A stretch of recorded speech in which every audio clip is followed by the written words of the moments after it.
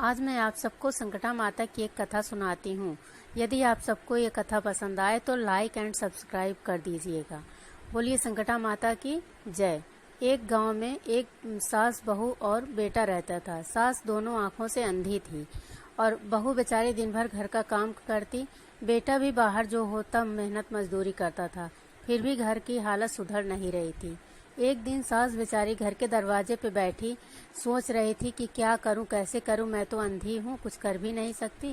बहू अकेली बेचारी घर का पूरा काम करती रहती है, बिना कुछ किए तो घर की हालत सुधरने वाली नहीं है। ऐसे ही सोचते सोचते शाम हो गई। शाम के समय संकटा माता वहां से गुजर रही थी तो बोली, हे बुढ़िया, तू इस दरवाजे पे बैठी गौधुर बेला में क्या कर रही है? तो बुढ़िया ने कहा, माता क्या बताऊं, मेरे घर में कोई संपन्नता तो है नहीं, ना ही लक्ष्मी जी वास करती हैं और ना ही मेरा संकट दूर हो रहा है। मैं क्या करूं? सोचते सोचते कब गौधुर बेला हो गई पता ही नहीं चला। आंखें तो है नहीं मेरी, मैं क्या करूं? तो यह बात सुनकर संकटा माता ने कहा, अच्छा ठीक है, कल शुक्रवार का दिन है, कल तू जो है सुबह उठकर दूध ले आना और उससे थोड़ा चावल डालकर मिठाई बनाना। दूध चावल की मिठाई बनाकर और जो है अपनी बहू से कहना 9 सुहागिनों को बुलाकर प्रसाद खिला दे। एक कन्या को भी बुला लेना, तू खुद भी बैठ जाना क्योंकि उसमें एक विधवा भी रहती है। यह कहकर संकटा माता ने आगे बताया कि यह सब करने के बाद तू सबको प्रसाद खिलाना और विधिवत सबका पैर छूकर सबको आशीर्वाद लेकर उनके घर भेज देना। इसके बाद तेरी सारी दुविधा दूर हो जाएगी। यह कहकर संकटा माता वहां से चली गई। फिर जो है वह बुढ़िया यही बातें जाकर अंदर अपनी बहू को बताई। बहू ने कहा, ठीक है माँ, मैं बगल के 9 सुहागिनों को गिनकर आती हूँ और एक कन्या भी ढूंढ लाती हूँ।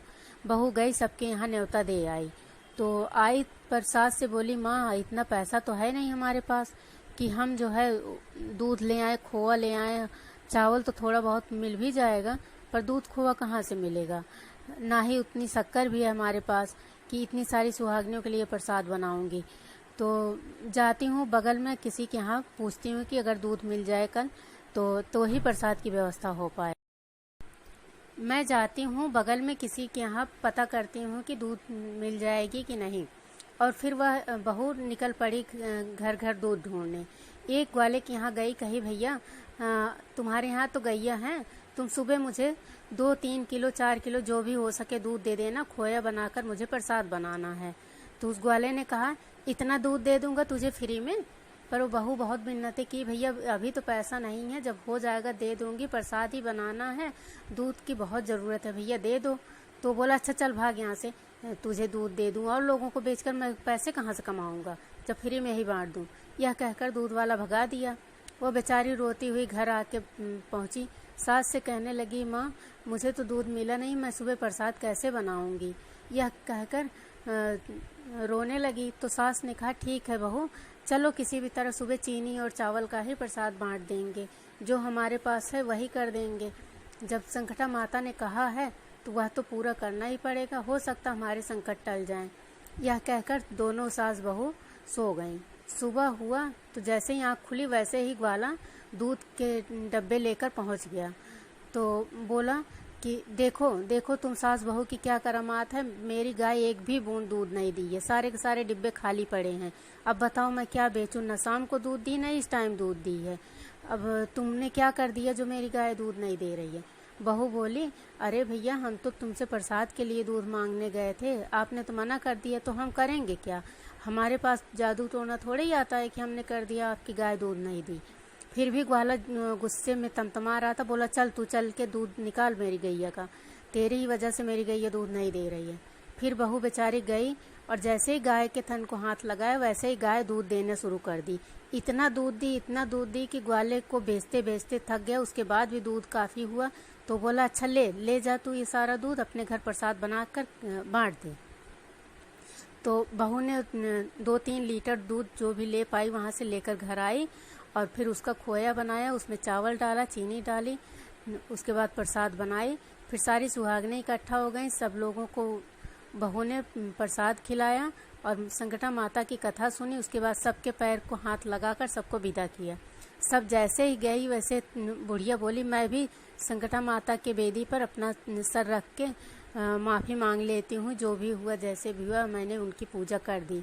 जैसे ही संकटा माता के बेदी पे अपना सर नवाई वैसे संकटा माता प्रकट हो गई। बोली, अरे बुढ़िया, मैंने तो तुझे जो कहा तू वही कर दी। तेरी भक्ति देखकर मैं बहुत खुश हुई हूँ। अच्छा बता तू क्या मांगना चाहती है।